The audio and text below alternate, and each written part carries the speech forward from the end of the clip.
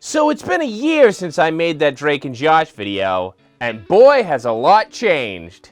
Drake Bell is facing new legal troubles. State of Ohio versus Jared Bell. Former Nickelodeon star was arrested in Ohio this week on one charge of attempted child endangerment and one charge of disseminating matter harmful to juveniles.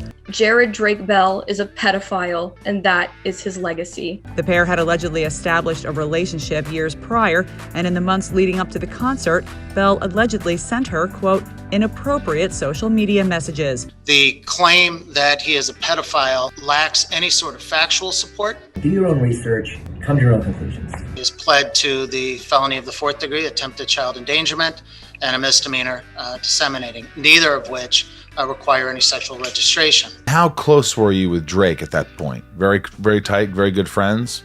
No. Are you guys like not friends? Not really. No. What There was happened? like Drake there was Bell like went down a bad path. There's I don't not think a there's Drake and Josh no, reboot I mean, happening obviously. ever. Quite frankly, I didn't think I was going to be doing a follow-up unless I got some questions answered when I went to go see Drake Bell live in concert. Something tells me that if I saw him now, the questions I'd be asking him would be a lot different. A couple months after releasing the video, Drake Bell made the news for the most horrible of reasons. So we're going to address that in this video. We're also going to address the new stuff that we found out about Josh and why Drake and Josh are no longer friends. A couple months after dropping the video, Drake Bell was in the news because an ex-girlfriend accused him of being verbally and physically abusive during their relationship. After that, another bombshell dropped. This one was even more serious. A young girl would accuse Drake of being a pedophile and being a groomer. Now, since both of these accusations are very, very serious, I'm not going to editorialize. I'm just going to lay out the facts as I found them, and you can make your own judgment. And if what I'm saying disturbs you, there are plenty of organizations that you can donate your time or money to help out victims of these type of situations. So let's start with the grooming case that we've all heard about. Our victim said at age 11, she found out that her aunt had a mutual connection to Drake Bell. That led to my aunt taking me to meet him for the first time in 2014 when I was 12. She was a self-described superfan. Everyone who knew me as a child knew that he was a hero to me. I would have done anything for him. Who, from the age of 12 to 15, would go to meet and greets to see Drake. After I met him for the first time, he started speaking to me more frequently online. She'd also communicate with Drake Bell online, where she'd talk about her struggles with boys, seek life advice, and talk about her mental health struggles. I confided in him about very personal things about myself, including my struggle with my mental health. Now, when this was all brought up in court, Drake Bell's lawyer wanted it on record that investigators had found that the young girl had already been in therapy for her mental health before ever meeting Drake Bell. The victim in this case is not going to like what I have to say, but we are aware that that therapy did not begin with Drake. This began before. At the age of 13, one of their communications was about boy advice. He told me that I was beautiful and that boys were stupid. Drake Bell, attempting to make her feel better, called her a cutie and snapshotted a photo from one of her social media profiles to send back to her. He then sent me a photo of myself that he had screen capped from my Instagram, telling me that I was, quote, such a cutie. I took and uploaded that photo online a year earlier when I was 12 years old. He saved that photo of me onto his phone. I didn't realize how disturbing that was until many years later. And at 14, during one of their interactions online, Drake would comment how much she's grown. He said that I wasn't little anymore, and I was, quote, a woman now. When she was 15, she sent Drake a message saying that she was going to be at one of his shows. He also asked me, quote, how old are you now? I told him 15. He then told me to, quote, hurry up, don't smile at me. According to the court rulings, these were the messages that Drake Bell pleaded guilty to. So the acceptance of the responsibility, Your Honor, is for chats that occurred between he and the victim. The subject matter of those chats were discussion because they had known each other for years, and there were claims that became sexual in nature. He did not plead to sexual misconduct or engaging in sexual relations he pled to attempted endangering children and disseminating matter harmful to juveniles. Drake Bell's lawyer even argued that him saying, "hurry up" and "don't smile at him" was the exact opposite of grooming. When asked, however, at what point, or at your age, excuse me, at that point he said, "can you hurry up?" which shows a complete intent not to engage with a minor. While in the courtroom, the accuser said that her and Drake Bell would share pictures on Instagram and Snapchat of their naked bodies, and he even sent a picture of his genitalia. Not too long after that, his messages to me became blatantly sexual. This eventually led to many months of inappropriate messages and photos being exchanged over Instagram and Snapchat. The photos exchanged included photos of my body and photos of his body and his genitals. In the beginning, I was excited. I thought that he really liked me, and I thought that I meant something to him. The court also dismissed this claim, saying that in their 18 months of investigation, they didn't find a single one of these pictures on any device. About sending photos of genitals, we went through these claims with the prosecutor's office for a long time, approximately 18 months. No such image was presented, either to the state or to the defense. The accuser would then bring up multiple times where she had met Drake Bell and things had turned sexual. The reason that these particular incidents did not result any further than oral sex was because the defendant knew that I was menstruating at the time. Or received a sexual image. Aside from Cleveland, the only other time that the defendant sexually assaulted me was in October of 2017. It happened in Illinois in the middle of the night. He digitally penetrated me in the back seat of my aunt's car while she was driving him to a friend's house. She went on to say that she reported this incident to the Illinois Police Department, who would only investigate if the Ohio Police Department didn't. This portion of my statement explains how he started grooming me when I was 12 years old. One such incident that the accuser reported was in December of 2017, where she went to go see Drake Bell in concert at the Odeum. That night, the defendant took me backstage to be alone with him. He started kissing me, and the night ended in him having me perform oral sex on him twice. And the very next day, she went with her aunt to a hotel room to see Drake Bell.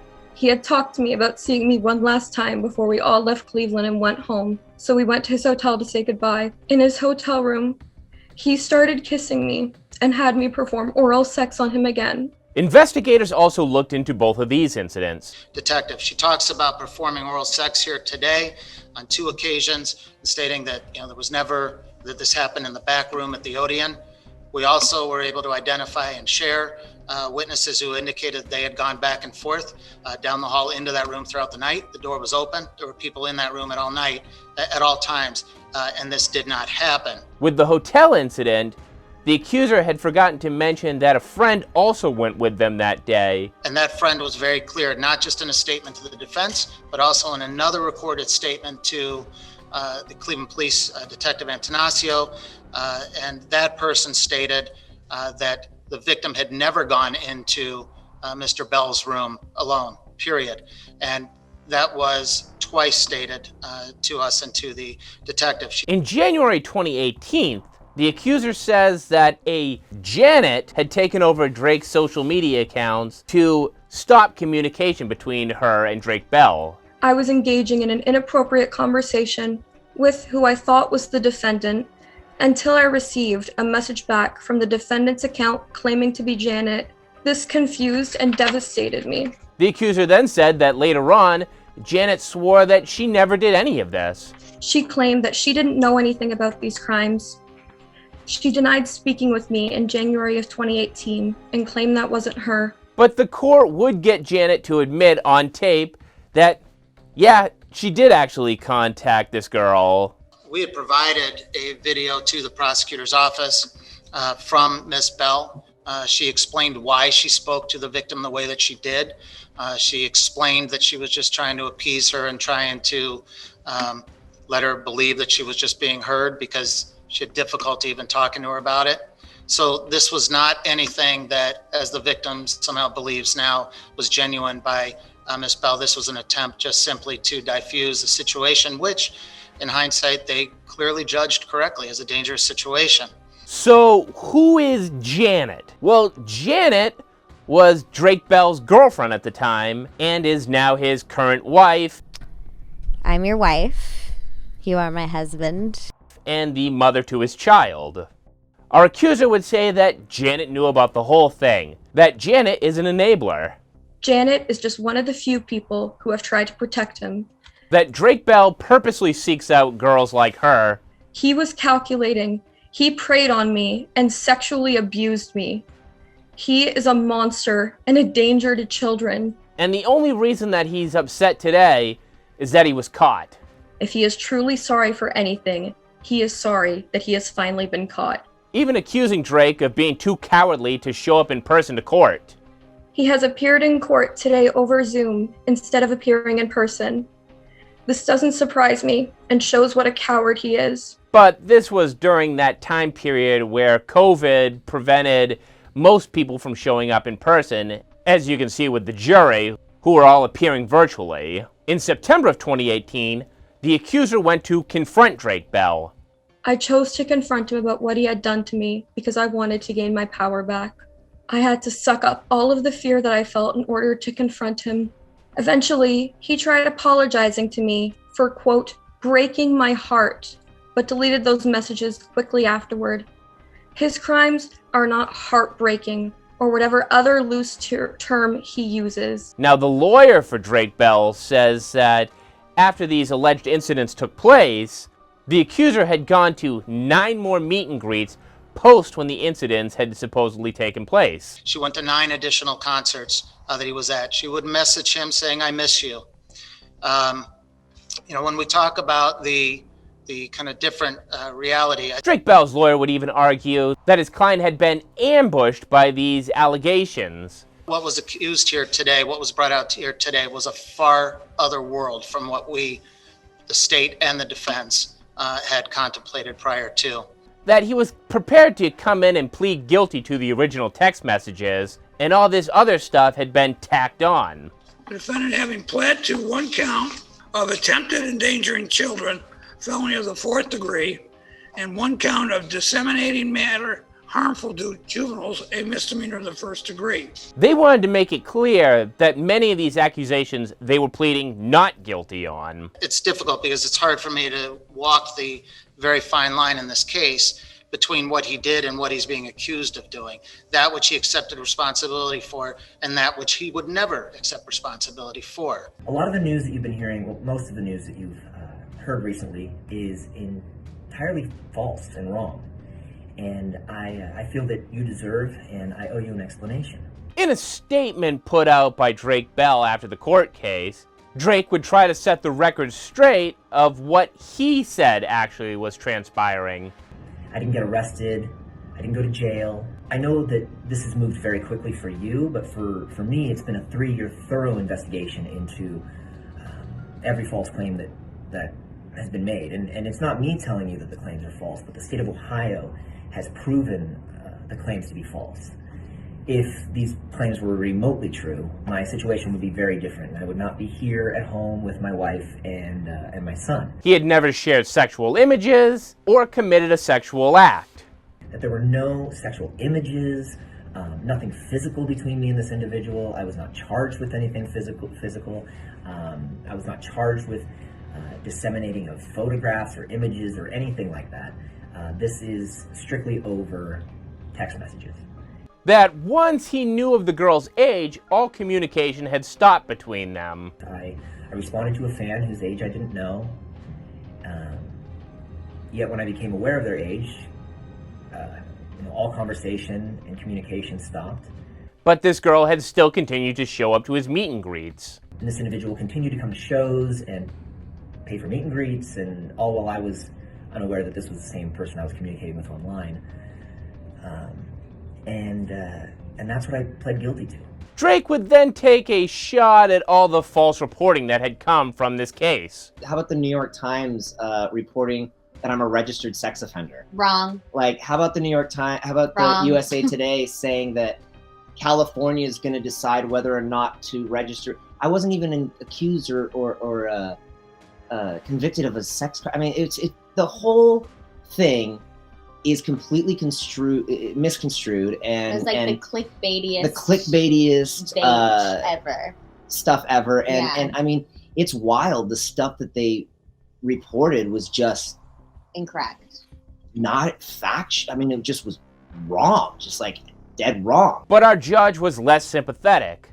A grown man does not engage in inappropriate text messages to a teenager. You see, for him, he believed that Drake Bell was using his power of celebrity to bring in these type of girls, that Drake Bell had a young audience who idolized him, and Drake was purposely taking advantage of that. Exacerbated the harm that befallen you because of all this publicity. But the fact of the matter is, your position and celebrity status enabled you to nurture this relationship. I went to him for advice and for someone to lean on, and he gave me that. I felt protected and loved by him. That we shouldn't have any sympathy that Drake Bell's rep was ruined because of this incident. Online, if you just simply type in his name, the initial Google result will come up with 23.6 million results that deal with Drake Bell and this very process for which we're standing here today. Drake Bell's lawyer would even bring up that this case has already damaged his client. So this is something that's going to tag him and follow him around. He's already seen a loss of employment. In this statement video, Drake Bell would also apologize to the victim and the fans that he has let down.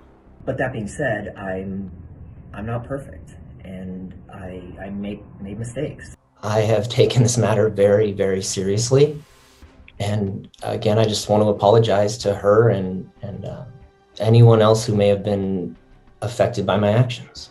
So because of this whole mess, is that why Josh no longer wants to associate with Drake? I have a harem of tween girls to attend to. Ta-ta! Not my tween groupies!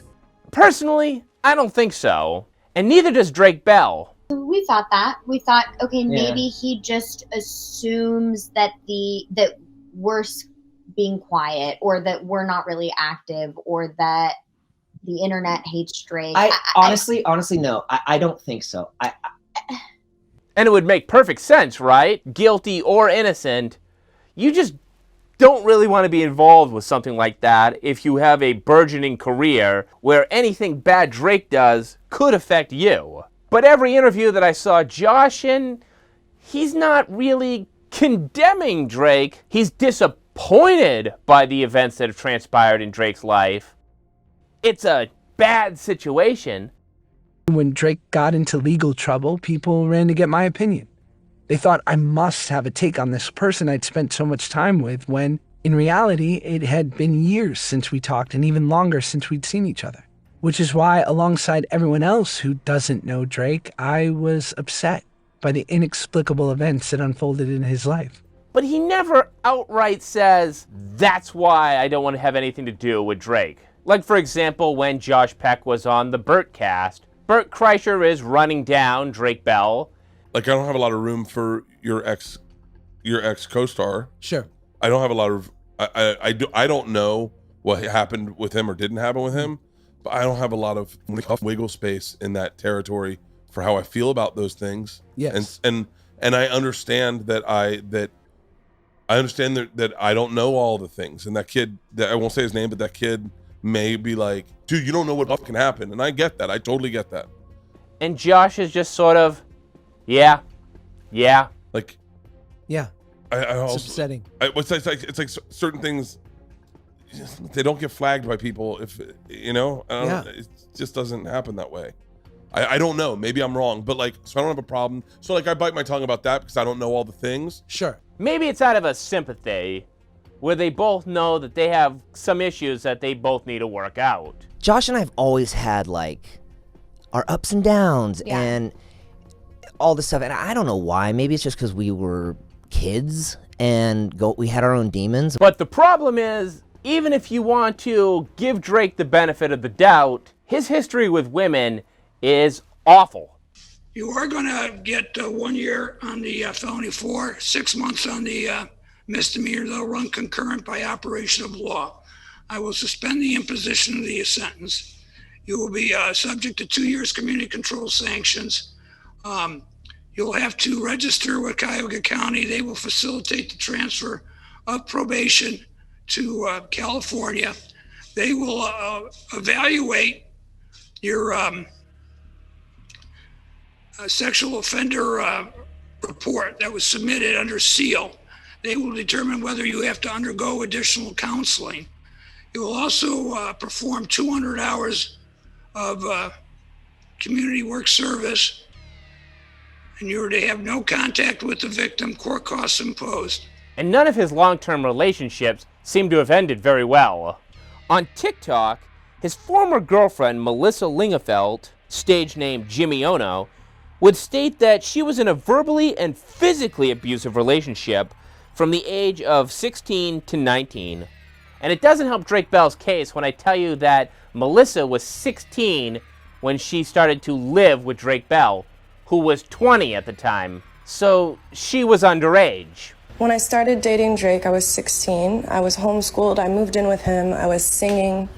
It wasn't until about a year when the verbal abuse started. And when I say verbal abuse, imagine the worst type of verbal abuse you could ever imagine, and that was what I got. Melissa would elaborate on future TikToks and on Instagram that she was kicked, choked, and slapped. It then turned into physical, hitting, throwing, everything.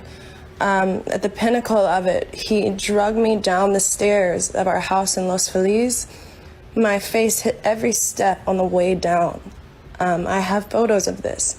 She would share journals and photos from their time period together as proof.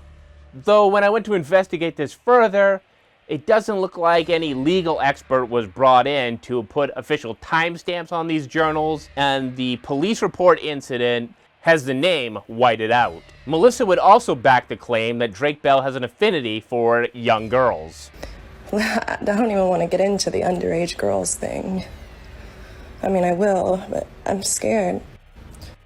Showing messages she had received from anonymous users who also reported being with Drake Bell or having a friend who slept with Drake Bell while they were underage. You do have to take in mind that this is the internet and anyone can send any kind of message, but this is just not a good look. Kissy face all the time with her. Yeah. You weren't you? No. You dirty dog. Even going as far as calling it being on some Bill Cosby.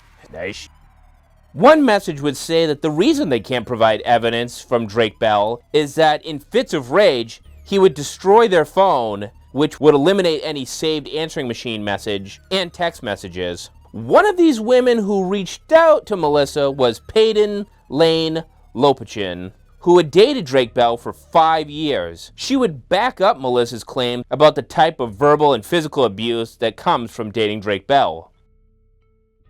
Drake Bell responds to allegations that he verbally and physically abused his ex-girlfriend. Drake Bell would admit that, yeah, their relationship didn't end on the best of terms, and that he had used nasty insults and name-calling at the time, but it didn't go any further than that. And that Melissa must have felt comfortable enough with him years later to come to him and ask for money, which Drake Bell provided to her. Melissa would then put up messages that she doesn't need you to believe her, that what she's saying is the truth. I don't really care if anyone believes me, as this is my story in my life and something that I went through.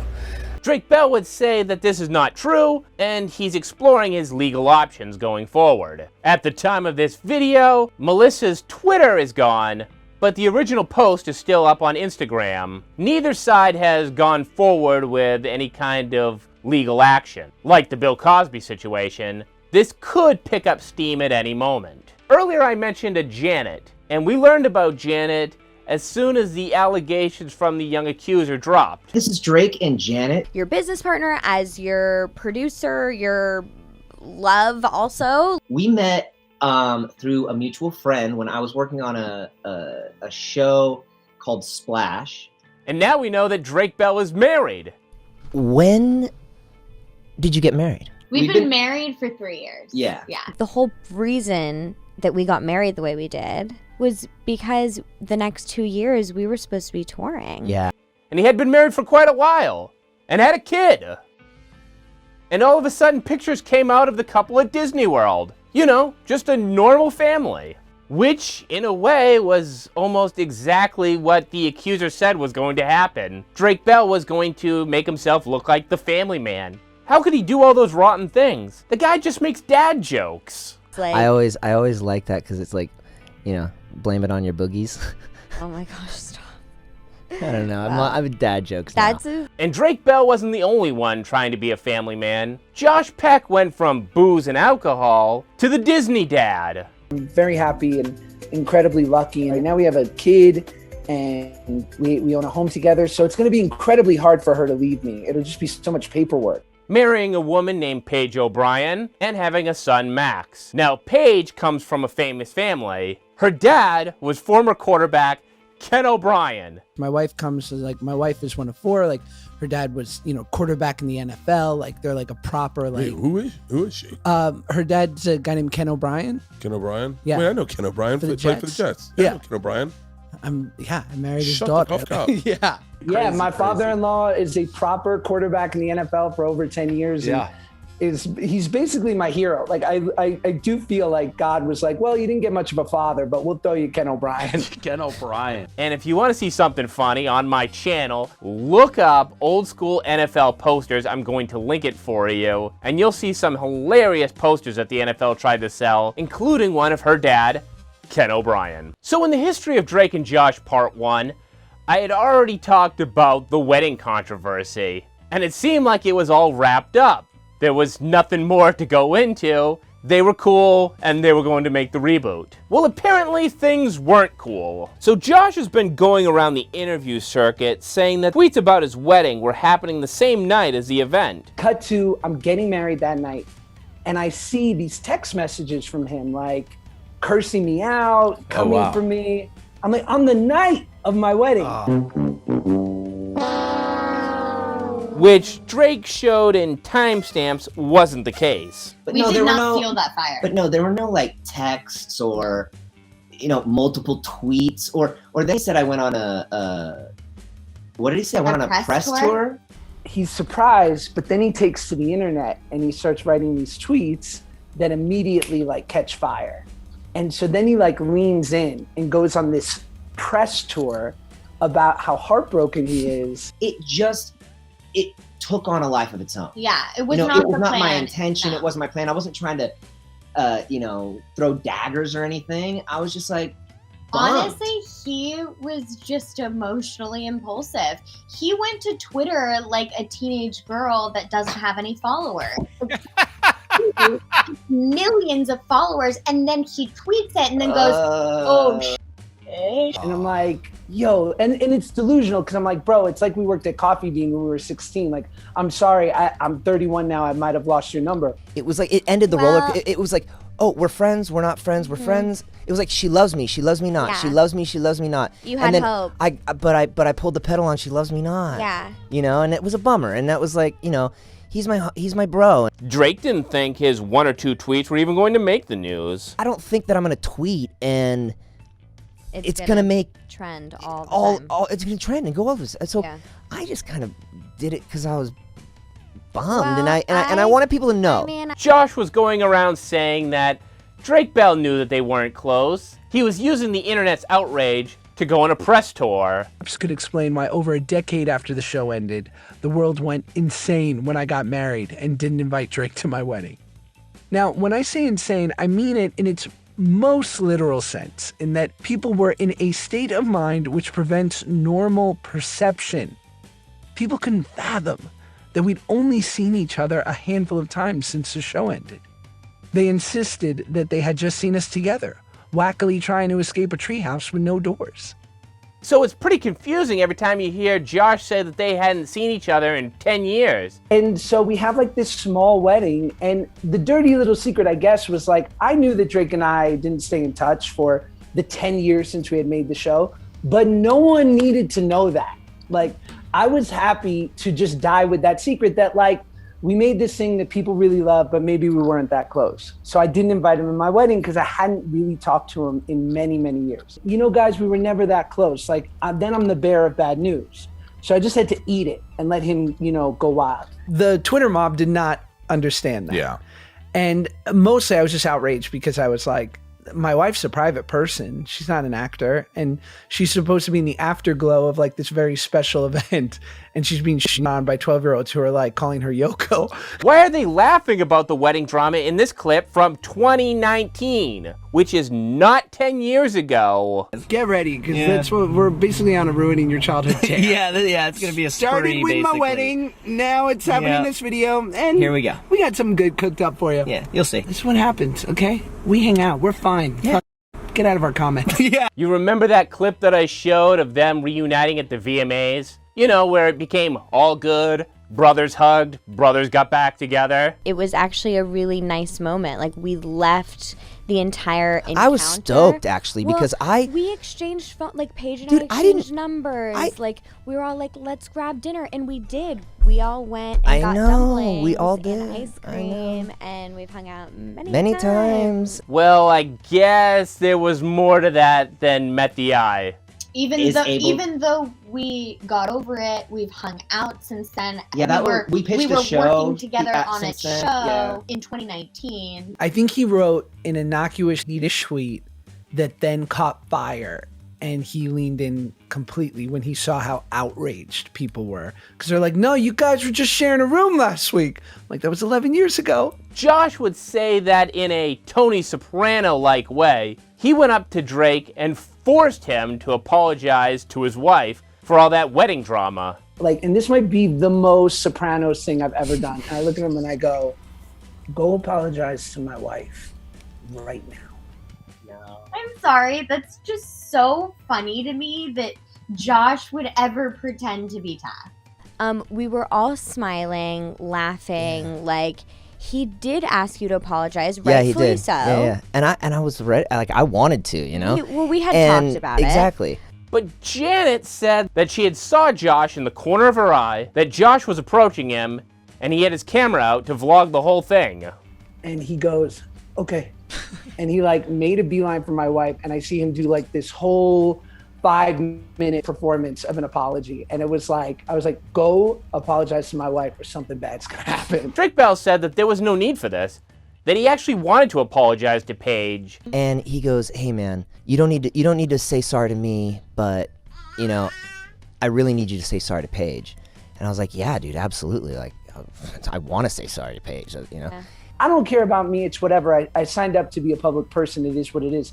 But here's my wife, right, who's like getting torn down on the internet. And I'm like, she's private and she just got married. Can't you just enjoy this? I said some tardy things. But I was bummed, dude. You know, I don't know. I was bummed. I was like, man, that sucks. I should have texted you instead of tweeted.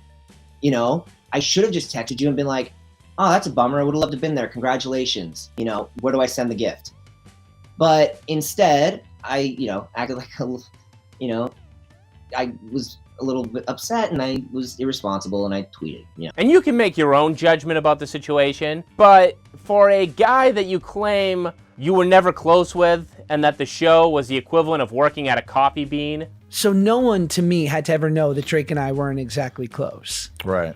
You don't talk to him anymore at all, right? I don't. Your Christmas party, the party that I made, treats for everyone. He came to your album release party. When you were on Splash, he came to be on TV to support you. But we were friends. Yeah, I understand, but today he told everyone that once your show was over, you weren't friends. Oh, well, that's not true. Okay. Yeah. We've hung out a lot. But obviously, we have had ups and downs and times where we spend a lot of time together and then times where we don't see each other for a long time. But not this whole we didn't see each other. And I think what was always, we were naturally just kind of like, we had a brotherly type thing where it was either we were close or we were really not. There was another actor on the show, Drake Bell, whom I got matched up with a lot. We were great together, an undeniable chemistry. He was the perfect straight man to whatever crazy ish I was doing, and we started getting to that sweet spot on screen where we could finish each other's sentences. So clickbait news sites have been having a field day with the headline, "Josh says he and Drake were never friends." That their friendship was like one that you'd have with somebody at summer camp. They hadn't even seen each other for 12 years. He's like, when it ended, it was like summer camp. It's camp. It's camp, and people don't understand that. I'm like, dude, That's like you not always true. get- Like I invited you to literally all my can't- parties to my house. We hung out together. We've true. gone to dinners together. I mean, Michael, who I wrote the theme song with, he was at Michael's all the time. But according to Josh, this was just a front for the public. Him and Drake weren't close. Is that the last communication? Pretty much. Just like a straight lie to the fandom to say that you guys haven't talked or hung out. Yeah. I mean, if we haven't talked and hung out, we pitched a show. I don't know. You could have confused me. Let's have fun. Let's just live. That doesn't look like two strangers. That looks like how two friends interact. From Josh Peck, sent January 30th of 2019. Okay. Do you go up to your old employees, kiss them on the head while wrapping them in your arms? But no, he came up with the camera and he's like, "Hey, what's up?" And I was like, "Oh, shit, is this really happening right now? What's up?" And then he like kisses me and then is like, "Tell the internet to be nice to me," or "Tell Facebook to be nice to me." I'm like, Please tell Facebook to be nice to me. Oh my God, it's not even my fault. "Oh my God, be nice." Like, it's not like I had no idea that people were gonna be mad at him for that. Tell Facebook to be nice to me. Listen, lay off. Thank you. You heard that, Facebook? It's all good. Chill out. We love Lay you. off, man. And him throwing things at him like in real life. I had no idea that stopping people him, would be yelling mad at at him. him for that. Like, I'm like, but they We had no they idea. took sides, and I was like, I mean, I didn't know what was going on. And I was like, So they got down on you. oh, crushing for a really long time. Since then, people, I think, have actually, Yeah, I just don't see it. But in Josh's defense, him and his wife Paige can invite whoever they want to their wedding. I didn't invite you because we never were really friends, and people don't know that. and it's been 12 years. We don't talk. My wife's Irish. She's got a big family. Yeah. It can be as big or as small as they want it to be. And they don't have to invite Drake if they don't want to invite Drake. It's their wedding. It's not a Drake and Josh event. When Josh was asked if he'd be invited to Drake's wedding, Josh said, no. Do you think he would have invited you to his wedding? No. So he was just making publicity to draw attention to it, and guess that is the way you perceive it, basically. And he was right. He wasn't invited to Drake's wedding. Drake, did you invite Josh to your wedding? No, because my wedding was like, we got we got married like kind of quick. So I don't know. Maybe it's like when brothers fight. God, it's so weird to think of you that way. It's so crazy. stop it. It's really like brothers. It's really Yeah. on some brothers. Yeah. I can't think of you like that. Yeah. You don't always like your family member, but you do love them. So we were going through a lot, So we've had our ups and downs. We've had times when we've been friends. We've had times when we want to like kill each other, But it's being brother. We were like brothers. We were together more.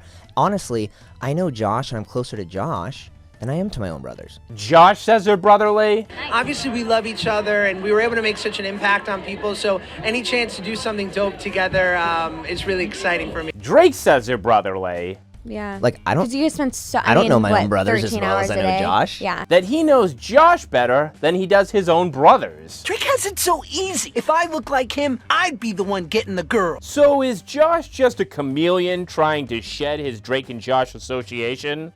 I very badly wanted to detach from the old image people had of me, and in doing so, help them forget I ever existed. I was going to make you forget him. Any positive feeling you had about him had to be erased because I hated that guy. So I assumed, and I think mostly because I wanted to erase my origin story. Like, I wanted to be like, can I just burn the yearbooks and Start over. That maybe he's just more interested in getting the approval of the general public. That when Twitter starts to turn against him for being cruel to Drake, oh, it's all love. But when Drake Bell is a public pariah, I don't know that guy. I don't know that guy. So maybe it's just more heartbreaking for the fans because Janet says Josh hates Drake and Josh. Josh hates Drake and Josh. Yeah. It's very obvious. I find people marry themselves to the first image that they fall in love with you at. So for me, that was as this chubby kid on Drake and Josh. I was 15 when it started, 19 when it finished. It was high school for me. And my sentiments towards the show mimicked that of a high school experience. In the moment, there were times when I just wanted it to be over. But now I look back on the experience fondly, appreciating all that it gave me. Which Drake Bell has come to kind of accept. That he has I didn't realize that too. The first hard time discussing it, Yeah. remembering it, and of course The first time that I realized that really was when I read the script. I didn't know he hated the show so much. But is that true? Josh is saying he's proud of the show that he worked on. To then get an offer to do the Amanda show and a year later to have my own show with Drake was really special. And we did only actually 60 episodes. So I think it just feels longer because there's no residuals in kids TV, so they rerun it forever. He just doesn't necessarily like the guy his name's attached to. Drake and Josh is something I'll be synonymous with forever, and I'm proud of it. And I want to like the guy that my name is attached to forever. But unfortunately, it just sort of worked out the way that it did. Cause let's face it, this was a big show, but only for kids. Now, I know some of you listening to this book might be interested in the doldrums of what happened on set, the stories, the drama, which there wasn't much of. What it was like to have a hit show on television at 16. But for me, it didn't have much of an impact. I mean, we were a hit show, sure, but kids' TV shows weren't the star-making factories they are today. Only in the last 5 years with social media and just how memeable it is and the fact that kids' television doesn't pay residuals, so they read a lot. I feel like it's become so much more a part of the lexicon. For a 16-year-old kid, yeah, I mean, I was getting paid fair, but the no residuals thing really is a big deal, because the thing that people don't realize, is like, even though there's, I mean, we weren't making what people, Frankie Muniz or anybody on network TV, but we were able to like pay our rent and pay our car insurance and like live a normal, decent life in LA, but we weren't, collecting sports cars and living in mansions and all of that. We're making 15 an app. Yeah. Yeah. Which obviously, I mean, you have to keep the caveat. People think you're millionaires. Right. They think like, I made $900,000 off of, 4 seasons, 60 episodes, but we made half of that because of taxes and agent manager. And so over 4 years, 5 years, it was about $100,000 a year. Being a successful kid actor is kind of like doing porn. What do you mean by that? So maybe Josh has always been jealous of Drake. But did you go home and say, Mom, I just really don't like Drake? Sometimes. He's just a real guy. He's so mean. I don't know. No, sometimes. I mean, and I'm sure you said some version of that about annoying Josh Peck. Can't stand him. Always eating all the snacks. Right. Seeing Drake as happy, successful, and enjoying the benefits of being a teen heartthrob. Because my perception of you at like 13 was like, you were a stick man, my boy. Oh, yeah. You were... Okay, first of all, don't say it like that. That even when Josh lost the weight, he still couldn't escape his mental issues. It took me a really long time to love that kid, to realize that without him, there would be no me. I was scared, powerless, and alone, and he protected me against an intense and unrelenting existence. So does Josh hate Drake and Josh or love Drake and Josh? No, and I worked at a place called the Premiere on Drake and Josh, so what are we talking about here? Navy SEALs, the most elite fighting force in the world, and Josh from Drake and Josh. He certainly busts out the Drake and Josh jokes or references when it helps his vlogs or his TV projects, or it makes him come off as funnier. We should probably meet the guy from Drake and Josh, who's also our half-brother. So the last video was flooded with quite a few comments that said that Drake Bell is a has-been, that he reminded you guys of BoJack Horseman. So is the comparison to BoJack Horseman fair?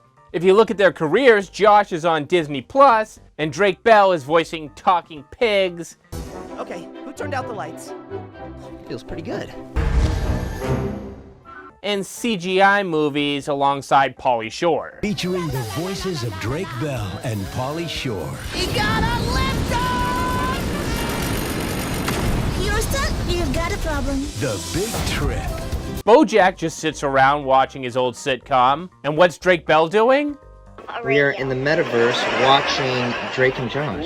Well, that's him in the metaverse watching Drake and Josh. So Drake is just clearly clinging on to his biggest success, right? Him and Josh need to get back together because that's the only thing that will save his career. That him and Josh could have been the next comedy duo. Do everything that Martin Lewis did. We're gonna go and make movies, and we're gonna go and do this and that and the other. And in his book, Josh says that it was a mutual decision between the two of them. The people working around me at the time assumed that Drake and I would continue on as this unstoppable force, this comedic team. But there wasn't really a clear path for that once the show was over.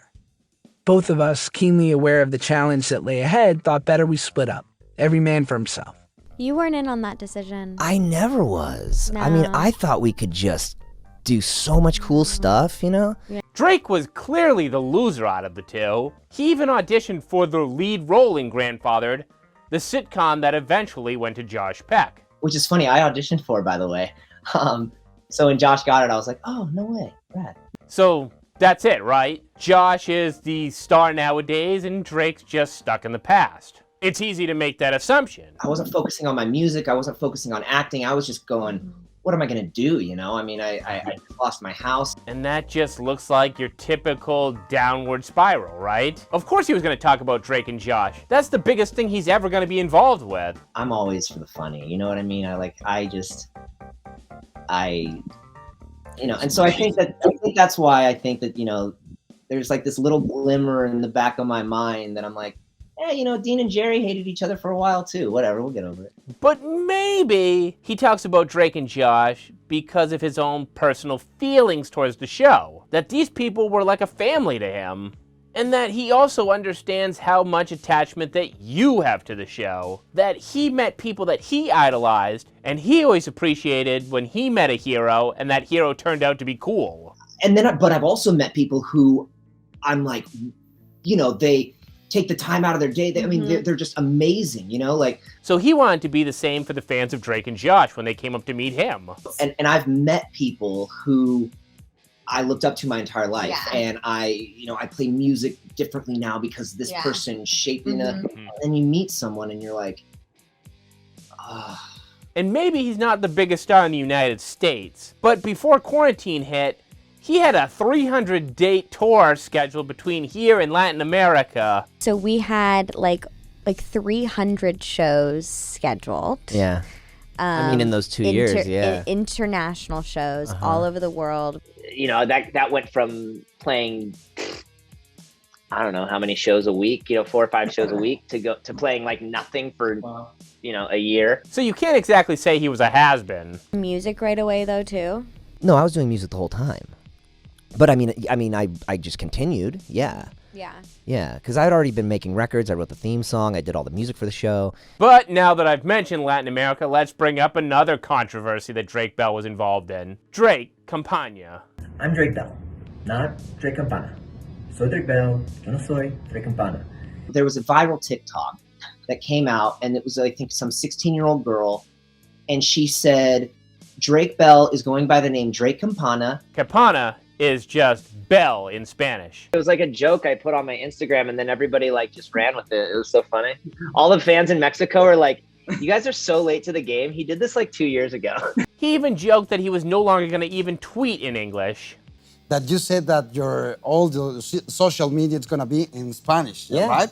Dice, mis redes sociales ahora solo estarán en español, no más inglés. I started touring and playing a lot of shows down there, and it just became like a second home. You know, they were just really, the audiences were amazing, and you know, I'd get home and I'd want to make that music. And some people saw this name change as a sign that he was going to escape to Mexico to avoid all his legal trouble in the United States. Although I would love to, I've never moved to Mexico. I've never been a resident or a citizen of Mexico. I don't have a Mexican passport. and he ran away to escape legal accusation or something, whatever. It got picked up by every news organ. I mean, we were trending number 4 on Twitter for like 2 days. And everyone was hitting us up. E! News, like everybody. Like even the BuzzFeed article today said that we lived in Mexico. Like we've never not lived here. And nowadays, it seems like all he tweets about is NFTs. And you'll see all of the NFTs that we've got for sale. And crypto. You guys got to go check out Crypto Voxels. Really staying away from anything controversial. Now, since the release of that last video, a lot more has come out about Josh's early life. And that's because Josh Peck put out a book, Happy People Are Annoying. Happy people are annoying. Happy people are annoying. Why are happy people annoying? Please welcome Josh Peck.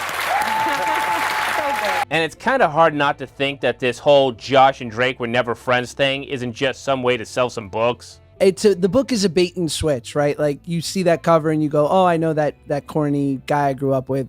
And then I just kind of talk about like the challenges in my life. It's like it's a memoir hiding as it's a self-help book hiding as a memoir. It doesn't even seem to affect Drake Bell, who seems pretty pumped for his friend to have a book on the shelves. He's got a book out. Title. He's got, which is really cool. I mean, you go into the Barnes & Noble and it's like right there. I mean, it's like right there. I really didn't know a lot of the stuff that was in it, so it was kind of, surprising and also like just amazing everything that he's done and overcome, and I thought his story was like really incredible. I congratulated him on the book and congratulated him on the new movie. And this memoir dove into details about Josh's early life that I didn't have available to me when I was researching the first part of this documentary. Like, did you know that we wouldn't even have had a Drake and Josh TV show if the Little Romeo show had taken off? Nickelodeon didn't want to pick us up. No, it got shelved. Yeah, it got shelved for like a year. And Nickelodeon didn't want to pick us up because they wanted to pick up Little Romeo's show at the time. Okay. And so they picked up Little Romeo's show. I love that and show. Yeah, it's cool.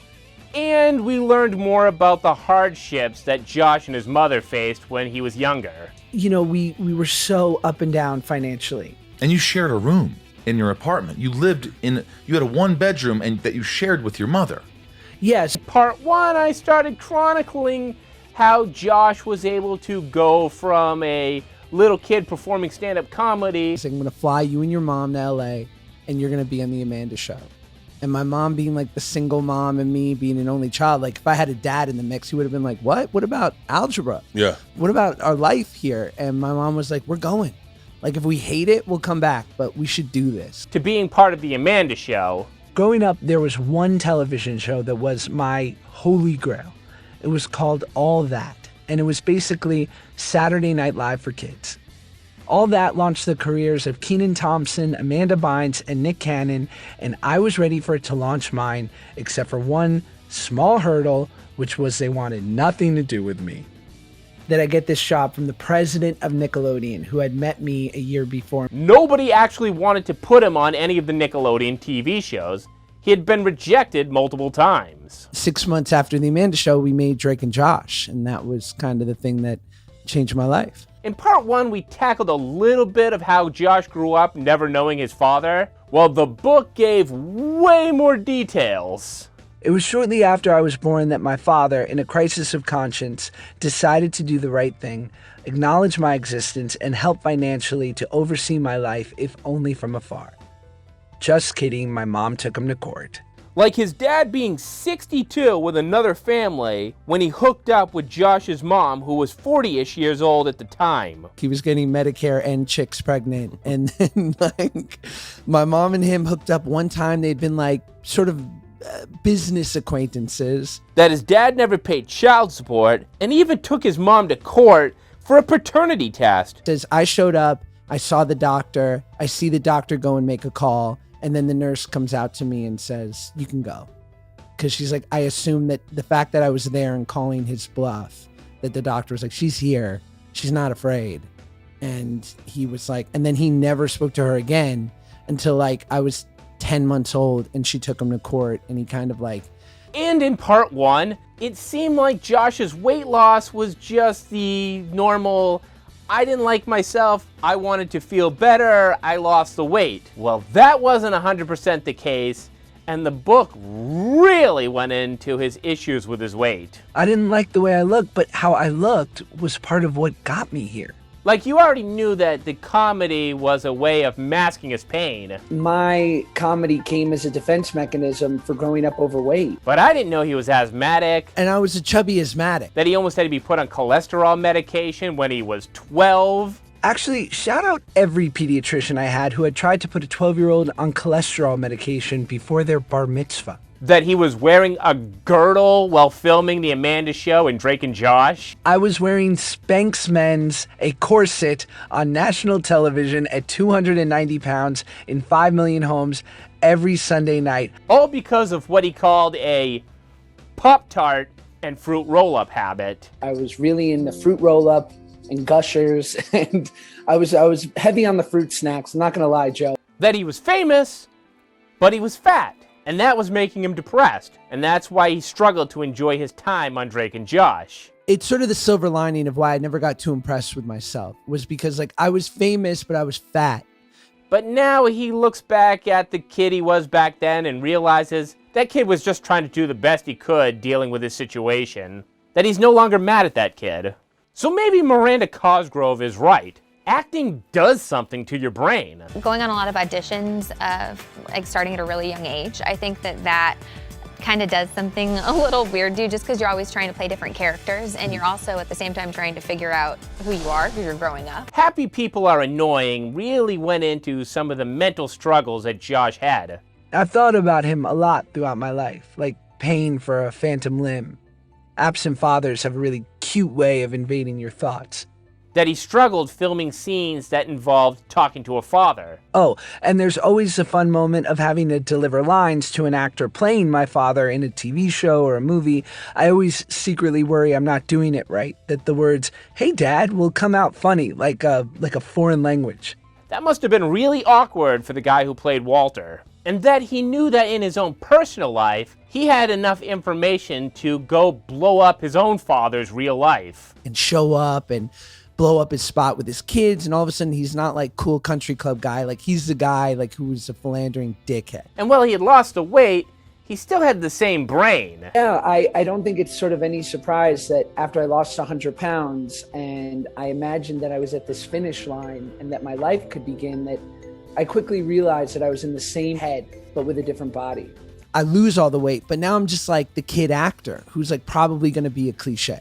And he was just thankful that they lived in a time before social media took over everything. And then you come back. But yeah, I mean, when me and Josh were on Drake and Josh, I mean, there was no YouTube, there was no comment section, you know? So also in part one, and I didn't think too much of it at the time, but when Josh is talking to Yvette, and Yvette says, "Man, you were going through a really dark time, and I'm just really glad you came out of it." I didn't realize how dark the time really was. I was underweight, with gigantic circles around my eyes and translucent skin. My body hurt, and I would sometimes break out in a flop sweat for no reason. I would shake a lot. Like if I had to hold a cup or write my name, it looked like my hand was on a tilt-a-whirl. Josh definitely looked different when they were filming Merry Christmas, Drake and Josh. And that's because he was right in the midst of his addiction issues. No, I lost weight while I was doing Drake and Josh, like between the 3rd and 4th season. And then right around then was when I discovered drugs and alcohol. And then I got down to about 170. And that was what drugs? When people started to worry, all of them. You know how they like to bring up Drake Bell's problems with drunk driving? Josh admits that he had an incident like that as well, except he got away with it. When we finally stopped at a light, the guy behind me got out of his car and started punching my window, trying to literally rip me from my luxury sedan. Now on Drake and Janet's podcast, they make a mention that not everybody showed up completely ready to work and in the best frame of mind. Yeah, I mean, you know, look, I don't want to be that guy. I showed up to work at 6 a.m. having not slept since Saturday, walked onto set and collapsed in front of 100 of my coworkers. That at the very end of Josh's 110 pounds of weight loss, he had started to mess with drugs and alcohol. I didn't need an ambulance. I needed an antidepressant and a Gatorade. I needed a father figure and a year off. I tried to reassure them it was simply low blood sugar, but they knew. They'd seen me spiraling for months. I mean, I didn't know that he was like what he was going through. Yeah, you know, at that time. yeah. I mean, right when he says he ended, that Drake and Josh ended. I mean, it's, you know, he was in a dark place, and I didn't know that. He had started doing the drugs to impress a girl. The first time I did drugs was because of a girl. Now, until that point, I'd never seen drugs in person, not really. I mean, this was cocaine, a proper drug, the kind they warn you about when a police officer comes to your elementary school. When it was just her and me, no friends, no one around, just two star-crossed lovers and a felony's worth of drugs between us, I said yes. He was showing up to set and he was jittery all the time. I'd had multiple trips to the emergency room because of anxiety, but mostly because I was afraid I had taken too much of something and thought I might die. But in reality, it was during the 4 years that Josh said he didn't spend a single day sober. He wanted to be counterculture like his heroes. Who were like, no, the party's here. Like, let's make this a party. If cocaine helped him get on this wavelength, then it was a wavelength that he didn't want to escape.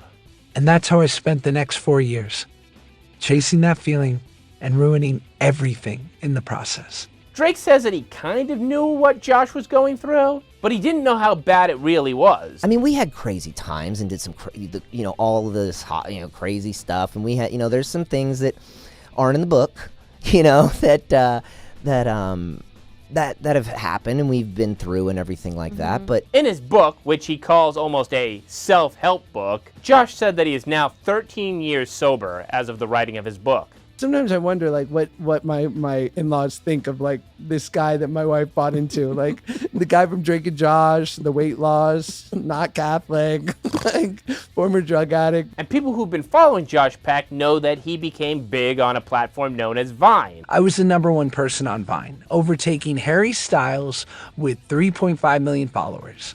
I wouldn't stay #1 for long, but I would remain one of the top creators, and the byproduct was that my Instagram and Twitter grew. When Vine went down, he had to find a new way to keep that momentum going, and branched out into podcasting, vlogging, and that helped even spark a desire to get better at acting, which in his book he says he went back to acting school. So Vine, YouTube, all of it staying on top of the trends. Yeah, it was never like my plan. When people would give me credit for pivoting into social media, I'm like, listen, if I was Leonardo DiCaprio, I wouldn't have been like, is there a fire Vine I can come up with? Right, yeah. I was finding relevance in ways I'd never had, even when I was on TV every week, and the best parts were the ancillary effects it was having on my life. And now you can find him on Disney Plus, being the low rent Tom Hanks in the Turner and Hooch remake. I'm a journeyman actor, which a lot of people think if you have a show like Drake and Josh, you'll never face hard times again, but that's not the case. So what about that part in the last video where I said that they were working on a reboot? Well, hello there, ladies. We were actually hoping your hot brother was here to take our order. You ladies want to skip the movie and take turns making out? Sure. Well, Hulu had interest, along with other streaming platforms. Hulu wanted it, kind of. Josh Peck took it upon himself to write the pilot episode. He wanted you to be an actor, and he wanted to be writer, producer, executive producer. Like, They were going to call the new show Josh and Drake. And it wasn't going to be a iCarly-like continuation of the original show. It was going to be a new concept. the script was just not where it needed to be, and there was Josh, you know, he insisted on writing it. And I'm going to editorialize the details that were released about it through the Drake and Janet podcast. It sounded horrible. They are right to have rejected it. Yeah, and they're like, hey, aren't you that guy from Drake and Josh? Yeah. And then he goes, hug me, brother. And then Josh gets in the car and goes, hug yourself, F-head. And that alone. That was the first thing that I was like, we can't open our show like that. So it's one of those mean-spirited reboots. You just said F you to the entire Drake audience. and Josh fan base. Yeah. And I agree. That's totally like Screw you to the fan base. Dude, make me a failed actor in New York, like, Yeah. and I'm sleeping on your couch, and you're like trying to be an actor too, or something, like. And their critiques are completely valid. Josh wrote Drake as a failed musician, and Josh wrote himself as a real estate agent. Why is Drake a failed musician and you're taking pot shots at him and his career and his fan base? Like, he totally parodied my actual life. Drake is on stage backed by a mariachi band. Josh has Drake stuck in Mexico, has him tweet, I need money, or I need to do a meet and greet for money, and only has like 3 people show up to the mall for the meet and greet. Which is a direct, Well, like, it's just a direct insult on what What we've I've been built. building in Mexico for years. What I've that worked he on has and no idea. cultivated. I just want to know, 'Cause, why like, was could he you- a real estate agent and you were a failed musician? Like, why wasn't he a failed YouTube star or Viner? And then you could be like, why wasn't it something like closer to I don't maybe know. And you kind of wonder why Josh, if he was going to be the producer and the writer, wasn't going to make any of the changes that Drake suggested. You know, I asked him to change some things in the show, and they were just so stickler that they weren't going to change them, and... Like, does he just want to boss Drake around? Is that some sort of revenge? Did this really need to be the depiction of Mexico? This newly 15-year-old Elena is the daughter of the biggest drug kingpin in Mexico. Father Enrique, the head of the cartel, sits in the middle of the party at a table surrounded by guards and beautiful women. While the birthday girl watches the girlfriends in the front row, people drink copious amounts of alcohol and ingest other illicit substances at a 15-year-old's birthday party. Yeah, Okay, like that, because that's so- what they do there, right? Right when I read that, I was like, man, I can't We can't do that. represent. But it gets worse. So then they go into a gunfight, and then they don't want to pay Drake, which is also another terrible stereotype. Yeah. And then they don't pay him. He gets stuck in Mexico. Why does Drake have no money? Is it because he was going broke in real life? He hasn't been to all these other countries and seen Yeah. the concerts, and I mean, I'm just a massive fan of Mexico. It's one of my favorite places. The Latin culture, and especially the Mexican fans, are sick of the way Americans portray them in movies. We just change it to any other country. Not Like, another make- country. No, Yeah, make we it. want to make it a country that, that's what Doesn't- it was. that's- Make yeah. it a country that doesn't exist. Yeah, I was like, make Don't- some funny made up country where I Yeah. land and. And that sounds nothing like the Drake and Josh that everybody fell in love with. And because of that, none of the streaming services had any interest in this show. But anyway. Maybe that's why nobody cared. But then, like, I just know that if there was a good Drake and Josh reboot, Yeah. that everyone would have been all over it. Yeah. And for being the guy everybody thinks is holding on to the past, Drake Bell pulled out of the project. What is it? Does Josh hate the show? That show is so beloved. Right. And so with Drake and I, like I said, what meant the most to me was what this show meant to other people. When directly asked at this virtual book signing, he doesn't exactly answer the question on whether they do a direct continuation of the original TV series. Would you do a reboot or movie of Drake and Josh with the original cast? He basically ducks answering that question. Well, speaking of reboots, and the truth is, Edwards, I'm the king of reboots. I've done 4 this year. I did a remake of the show, or a movie, Turner and Hooch. It's now a show on Disney Plus. That was one of the greatest experiences ever. What's it called? Turner and Hooch. You know that? The 80s Tom Hanks movie? Yes. I'm premium streaming's low rent Tom Hanks. Let's go. Should go in your bio. Should be Josh Peck, low rent Tom Hanks. I'm not Tom Hanks. That would be book number 2.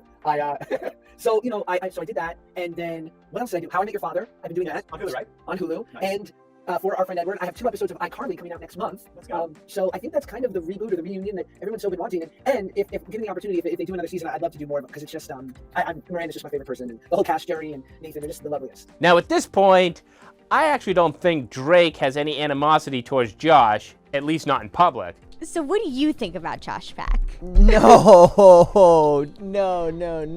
But his wife Janet definitely has a bone to pick with him. I think that it was his time to Get some press? to get back at me for saying for the wedding stuff. I think that really bummed them out, and now he has an opportunity to go out and say, hey, And he just wasn't expecting me to say anything because I usually don't. I can tell that you're bummed because you have history there. But he literally hates you. I know. I know. I know. I've always wanted to be nice about it and been like, oh, like maybe he's just like a private guy. Like, no, he hates like your face, your guts, your beings. He wishes nothing but ill will on you. Yeah, and he texted back and he's like, hey, you know what? Because I told him I read his book. This is before I. Oh yeah, this was before she kind of got upset on Instagram. But one thing Josh did right was have a cute kid. Oh my goodness. Ruthless, babe. All these can be TikTok clips. I don't care. And even says that Josh associates with scum, like David Dobrik. Oh, how about him trying to get me to go to the David? Oh my God. Okay, we'll save that for the next episode. David Dobrik is trash. We'll save that for next episode. I remember thinking, if this kid calls me the next day, I'll do something. You know, I'll keep coming. Now, I didn't know he'd call me every day for the next year and a half. So, from my research, it looks like Josh and David Dobrik haven't done much together in years either.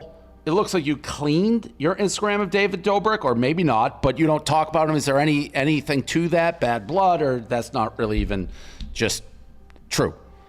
No, it's not true at all. Even if they're still friends. We're friends, and I've been lucky enough to be like working a fair amount lately, and I have a kid, a 3-year-old, so I haven't, been around for like a year or two, but no, that's not true at all. So I wanted to see if any of the cast members had anything to say, and it's pretty quiet on most fronts. Even Miranda Cosgrove, when she was out promoting iCarly Season 2, said, I don't follow the wedding drama, I love Josh. Oh, the best. Love her. My little sister. Josh is actually guest starring in the new season of the show. Is there any chance we're going to get a Drake Bell cameo on the show as well? I don't know, but I'm up for anybody who used to be on the old series, or I try to get as many of my friends too. So is this a brotherly thing? We were just, we were kids, right? So we were like, obviously there were times where we were closer than not, but when inevitably the show ended, we're just totally different kids. Like, I say in my book, I was like this kid from New York who was in the Beastie Boys, and he was a kid from Orange County who was into the Beach Boys. Can I ask you why you keep pulling the pedals for Josh Peck? I'd love to hear what you guys think in the comments with these new facts. Every time I get around Josh, I'm telling him, I'm like, dude, hello, this is magic. Like, let's go. Like, let's make our own stuff. And, when he started doing YouTube, I was like, oh, cool. Maybe this will be an opportunity for us to kind of do something together. People, obviously people are loving seeing him again on, and his numbers are rising and all of this. And it just, I don't know. Maybe you're like Miranda Cosgrove. You're completely burnt out on all this drama. Every time there's like every time it's like, oh, we're cool. And then all of a sudden now we're not cool again. And now we are. I don't know. I kind of don't even really keep up with all of it that much.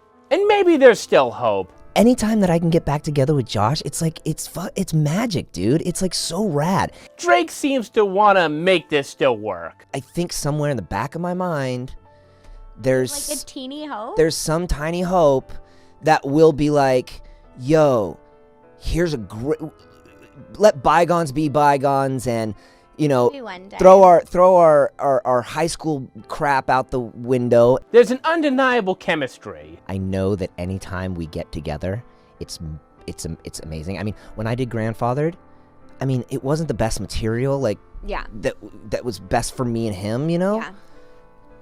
But the second I got on set, we hadn't worked together for years, and it was like this. His wife, Janet, seems to believe that, there's always been kind of a resentment between each other. Both of you clearly have resented each other because of you thought he had a different experience. He thought you had a different, you guys were assuming something about each other instead of communicating. Yep. And it's a bummer because I think that a lot of feelings have been hurt that didn't need to be hurt. But, as they're talking, Drake is constantly holding back from saying anything negative about Josh. Look, man, it is what it is. I don't know. So what'd you get out of today then? Oh, I just got out of today, she loves me not, Just again? Yeah, I guess. Well, his wife even joked that if Josh called tomorrow and said, let's let bygones be bygones, they'd be friends again. 100%. Absolutely. In fact, they're really not sure how this escalated in the first place. I thought we were there until today. I thought that's where we were. I don't know. But since then, there's still even been texts between Paige and I about when I had my baby. Like, there was, even though we decided not to do the show, like, I still thought that things were fine. I mean, so maybe there's hope. It's fine. I wish them the best. The people, they loved it. Thank you for being here. That was awesome. Oh my God, you ruined our childhood. Both. All of the, both. Definitely both. Sorry, guys.